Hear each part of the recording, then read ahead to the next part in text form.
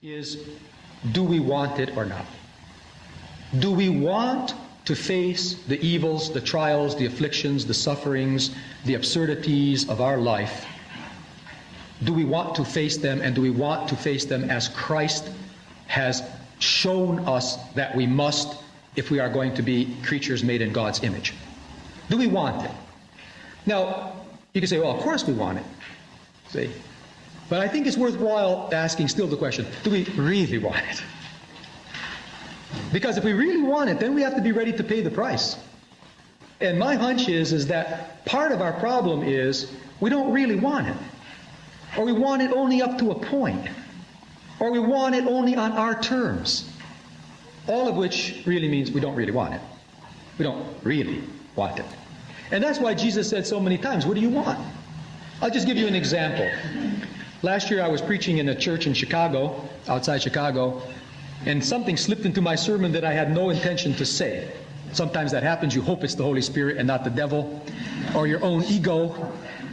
But I'm almost willing to say I think this is of the Spirit, because it was the Sunday of the after Easter, after Holy Pascha, when you had the paralytic man laying by the pool.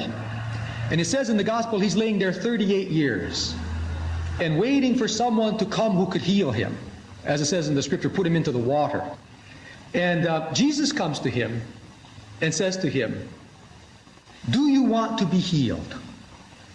And in my sermon, I had no intention of saying this, but it just slipped out. I said, on the spur of the moment, so to speak, in this big pulpit in this huge Greek church, I said, you know, when you think of that, you're almost tempted to say, what a stupid question.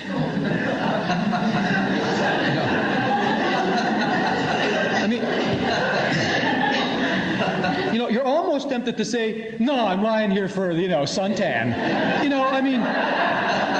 Or if you're the Logos incarnate, you figure it out.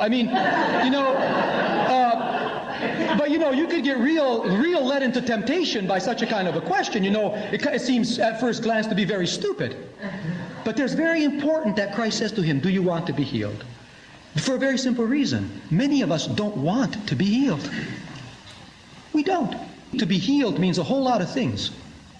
Not the least of which is to be then in debt to God, which means then also to be responsible for our life, which means also to get up and struggle, as Chrysostom says, when everyone is healed, they're always healed for more crosses.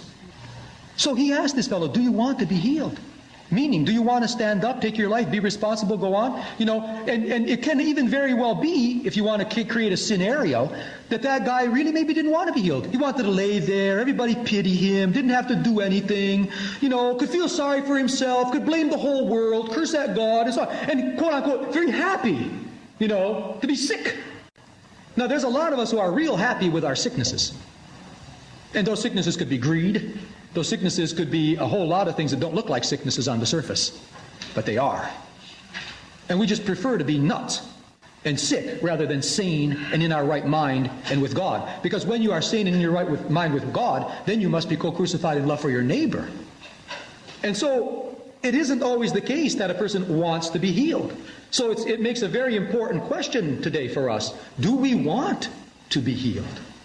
Do we want to be liberated from all that sin and unrighteousness and injustice and madness that's in our life? Do we really want it? Do we really want it? Now, I'm tempted to say, as some of you who know me know, that if we really want it, God will see that it gets done, and we can stop the talk right here. If we really want it, we don't have to go through the other 8 points or whatever, because God will see that they happen. Because if we really want it, these points will happen. Some way or the other, they will happen, and God will see to it. But if we don't really want it, nothing else is going to help. Now, one of the main signs that we really want it, and of course that means that we believe that we can change. And I'm underlining that. We believe that we can change. I can change. Not other people. Not the world, but me. I can change. I can die to the Adam life, and I can be born again to the Christ life. And I can live not according to sin and death, but according to righteousness and life. You see, I can. I have to believe that. So faith is necessary. See, trust. And, of course, that would even be connected with the will. Now, another very important point, if we really want it, is that we have to allow other people to help us. We have to allow others into our life. First of all, we have to allow Jesus to help us. We have to let Christ into our life, into all of our life, not part of our life. And at this point, we would agree with Desmond Tutu, the Bishop of South Africa, who said, to be a Christian is to be in a totalitarian organization. God wants all of us, not just part of it.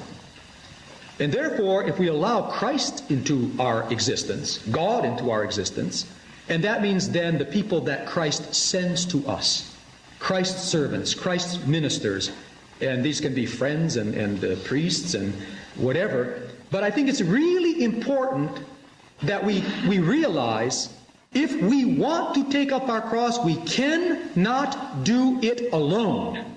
We cannot do it alone. We need the help of others. We certainly need the help of God, but we need the help of others. Now that's a very, very important point, because letting others into our life, into all of our life, and letting certain others into absolutely every part of our life, the deepest recesses of our interior soul, to help us to see that's what is necessary if we're going to take up our cross.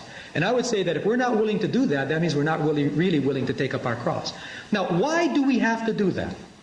The reason why we have to do that is because we cannot see ourselves. We can't.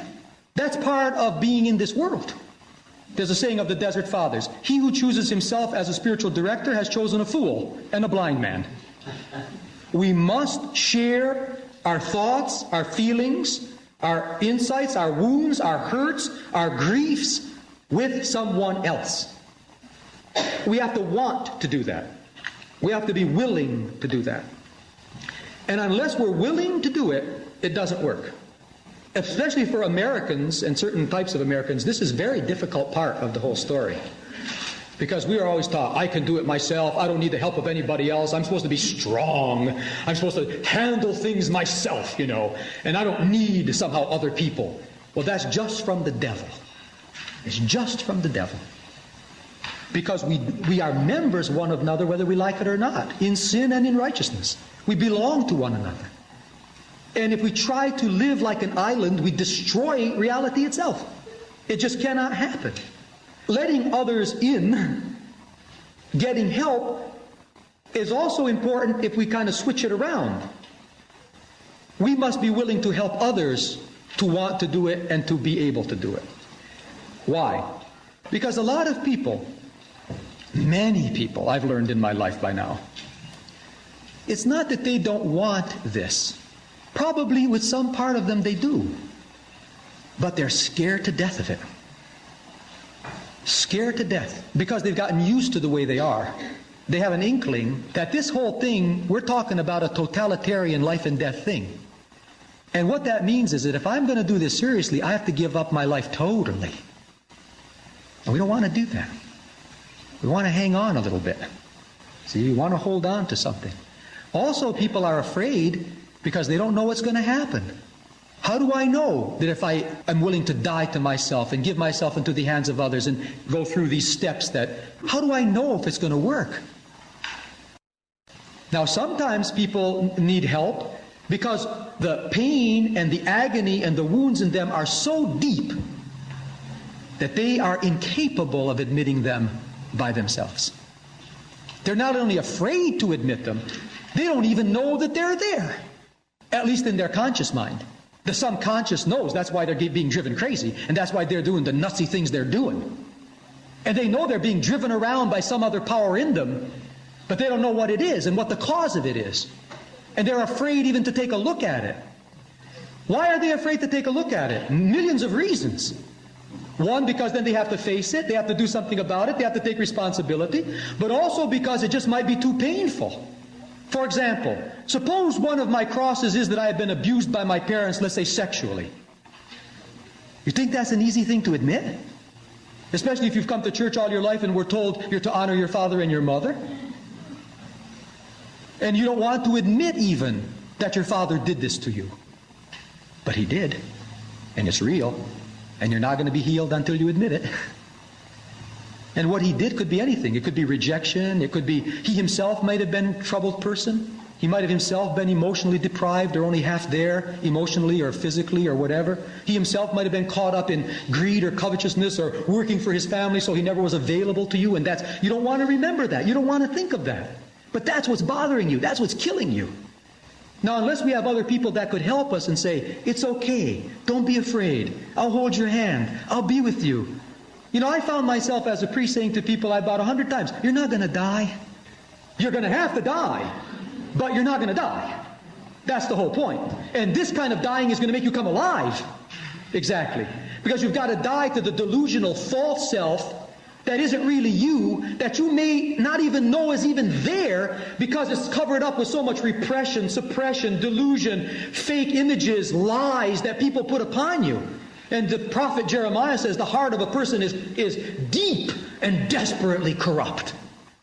And to get into that corruption, that garbage that's in us, St. Isaac of Syria, one great saint whom I read every day, he said, if you're going to go the way of the cross, you must be ready to stand the stench, the garbage that's going to come up inside you and around you when you start seeing things the way they really are and feeling them. Not only knowing them with your brain, but feeling them. And that's why a lot of people flee this kind of activity.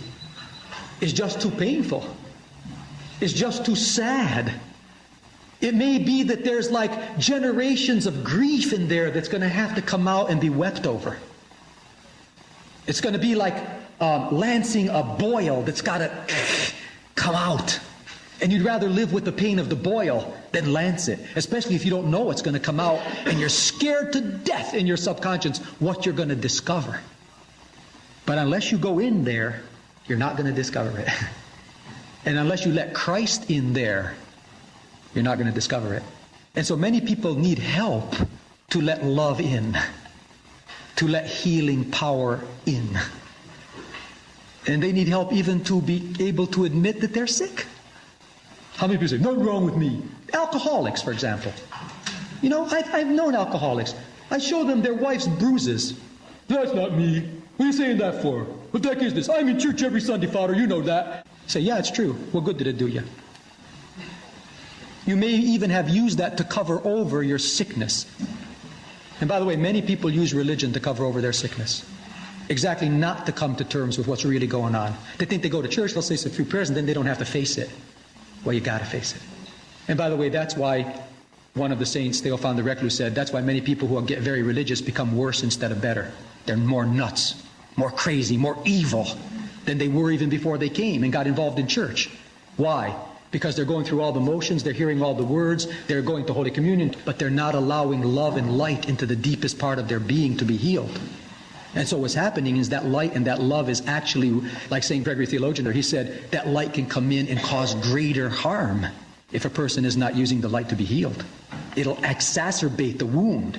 It'll make you more crazy. And by the way, ultimately, we are either sane in the kingdom of God or crazy in hell. And in the meantime, we can play back and forth with it. But if you're going to come to the church, unless you surrender to the fire of the consuming love of God that's shown in the cross, and if you really take the body broken and blood spilled and don't let your own body get broken open and spilled for that love to exist, you're just going to make yourself crazy. And God forgive me, but I think that's going on in our church a lot nowadays.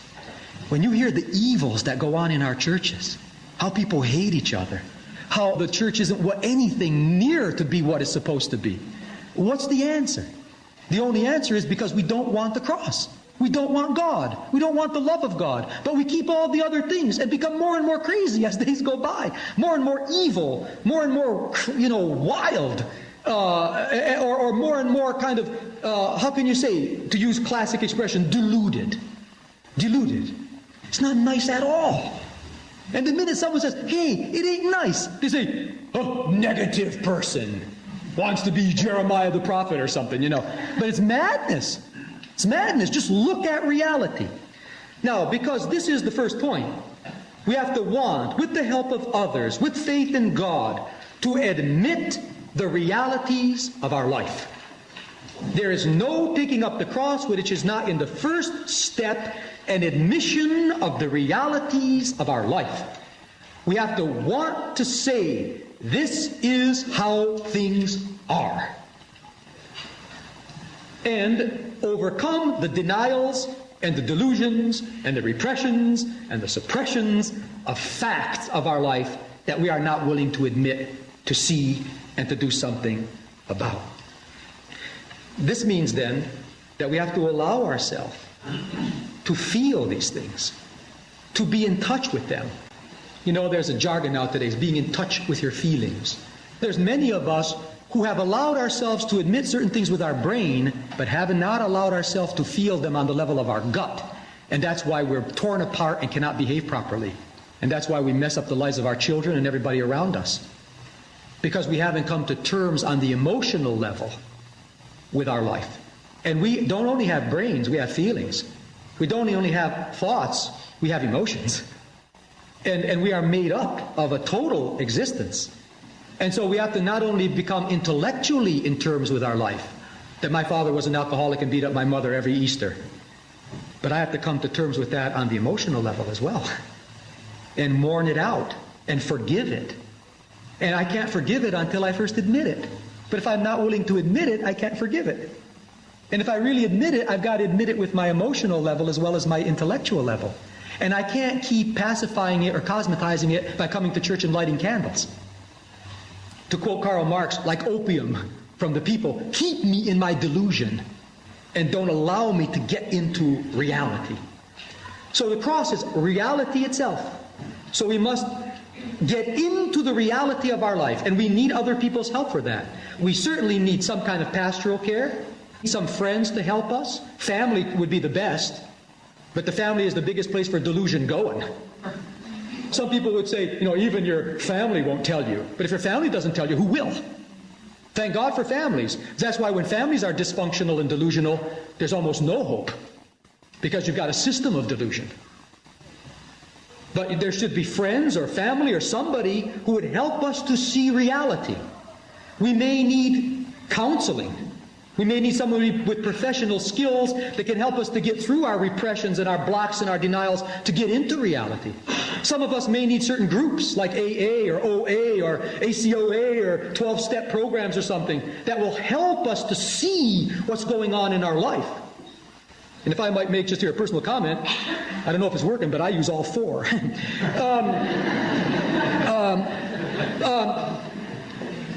I've come to see that you need all the help you can get to see things clearly in order, and this would be the next point, to do something about it. To do something about it. Not just to endure it, not just to suffer it through, but to crush it, you see, to overcome it. Now, in order for that to happen, to take responsibility for the reality of our life, that is an essential element in taking up our cross. To take up our cross means to admit the realities of our life and take responsibility for them.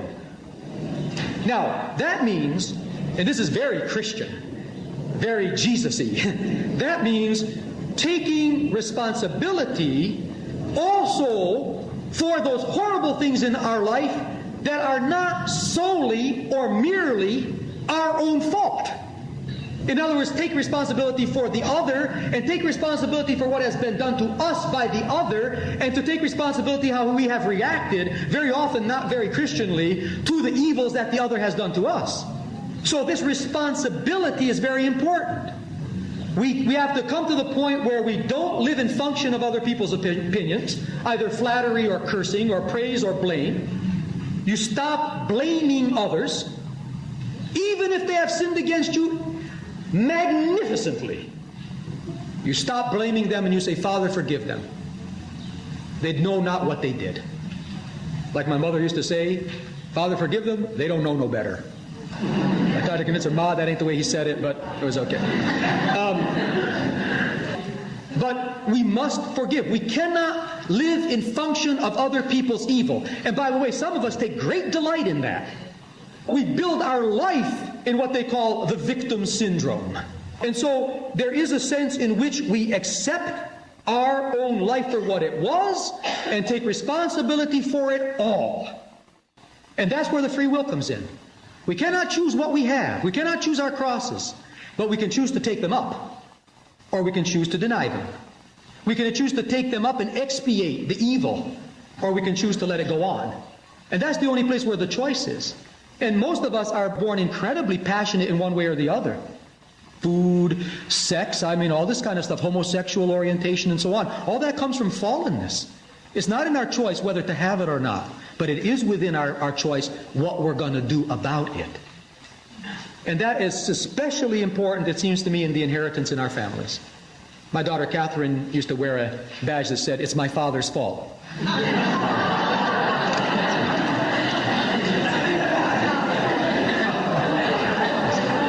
And I told her, I said to her, "Katie, yes, I admit that.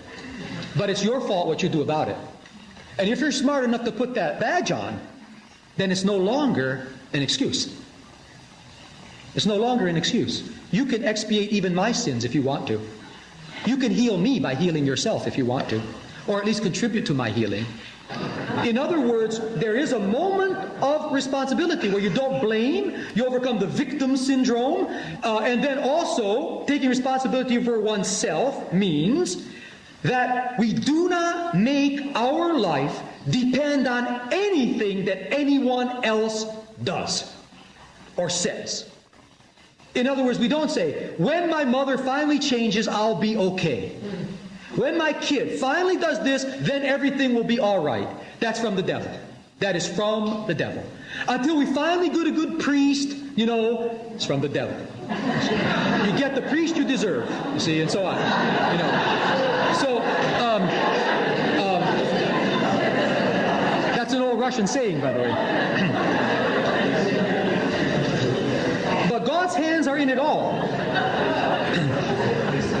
But to take up one's own cross means to take responsibility for one's own life, one's own behavior. And here, of course, this tendency to pass the buck, even like Adam, the woman you gave me, and so on. It doesn't work. See, it doesn't hold water. God doesn't care about that. He says, "Yes, in fact, I did give you that woman. Why did you listen to her?" St. Augustine said Ambrose was much more guilty than Eve. Eve listened to the devil, which was a superior angel. Adam listened to a woman.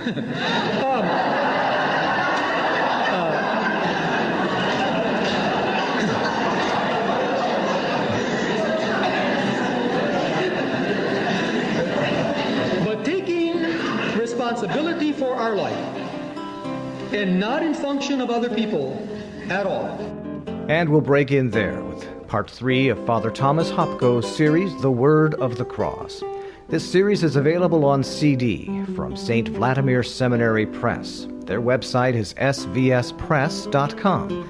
That's svspress.com. We'll take up with Part 4 next time with Father Thomas Hopko speaking on the Word of the Cross. You're listening to Ancient Faith Radio, your listener-supported Internet Orthodox connection. AncientFaithRadio.com.